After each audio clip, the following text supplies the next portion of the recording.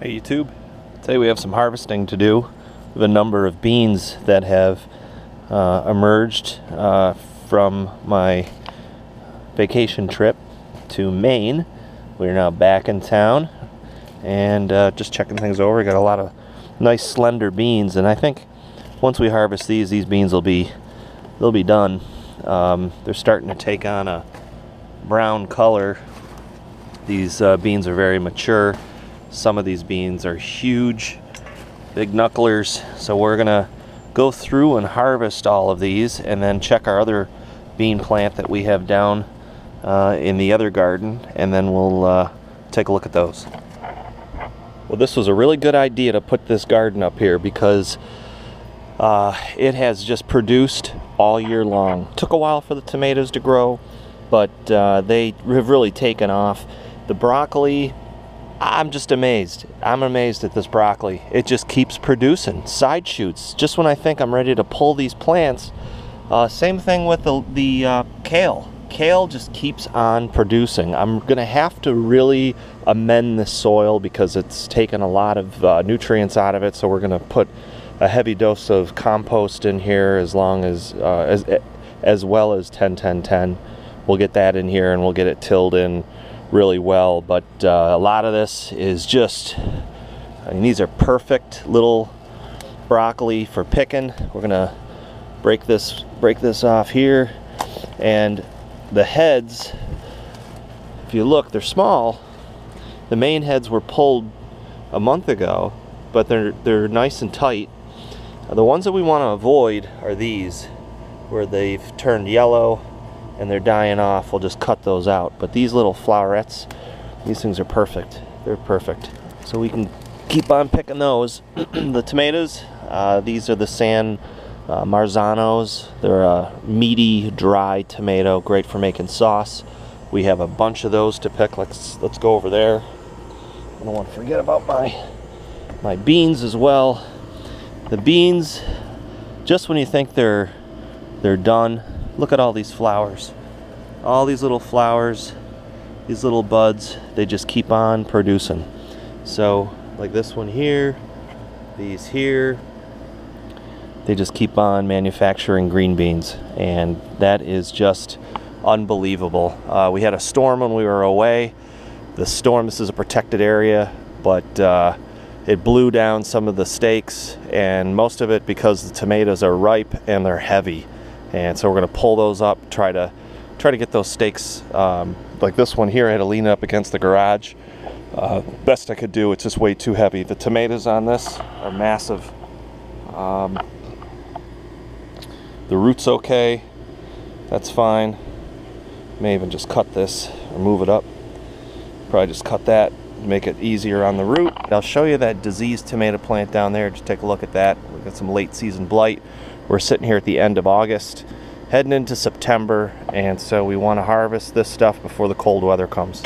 This has to be one of my favorite times of year, this late summer period where you get your first significant harvest.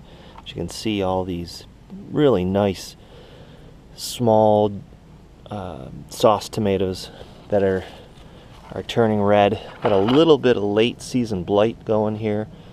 Nothing too bad that will affect any production. There's some small tomatoes at the top that are setting on the plant. No more flowers on this one, so we're just going to wait for everything to finish ripening. Like this one, we'll just pull that off because that's diseased. This one doing very well as well. We set some late season tomatoes here. Yeah, as you can see, everything is doing very, very well. We're going to head down to the other garden and pick some more of the beans, see what we have down there. So let's head down, take a look at that. So here's our row of beans that, if you recall, we planted maybe a month ago. Well, I think I planted them the beginning of July. So they're almost to that mature stage, and some of them have produced pretty well. So we're going to be harvesting these. This would be the first harvest of these beans. So I expect after doing this, we'll wind up getting another round of beans as well. Here's our better boys. They have a real nice crop of them. They're just starting to get nice and red. I have a couple of those plants, and then down there I have some big beef, which I'll show you in a little bit. But you can see the size of some of these, just huge. That's got to be a 1 pound tomato. So what we're going to do is we're going to help this vine out a little bit and pull off some of these smaller ones that are pretty close to being ripe. These are all going to be sauce tomatoes. So we're going to get these pulled off. So I have to say, without a doubt, this year the difference has been soil preparation. Every year, the last 3-4 years, I've had issues with blight. I've had issues with blossom end rot on tomatoes. I've had peppers that dropped their fruit before they were ripe, which really made me have to harvest everything a lot sooner and then let it ripen up in the house. And then a lot of the time that would those fruits would spoil. This year what I did is I put a heavy dose of compost, a heavy dose of lime. I also used 10-10-10, which you know, had a lot of issues this year with weeds, but no different than any other year. The fruits this year are amazing.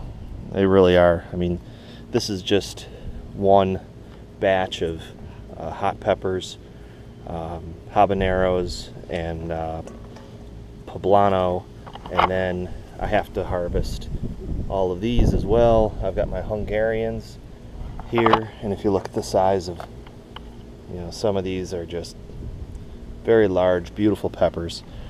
The beans have been doing really well. My transplanted coreopsis and spirea are doing very well. So that's really the tale of this year over years past, has been getting the soil right. And I've been taking so much out of the soil and never putting back. And as you can see, and these things are so hot, these habaneros, I'm sorry, they're just so hot. So thanks a lot for watching. Please rate, comment, and subscribe. Please click the like button and share it, and we'll see you in the next video. Thanks a lot for watching.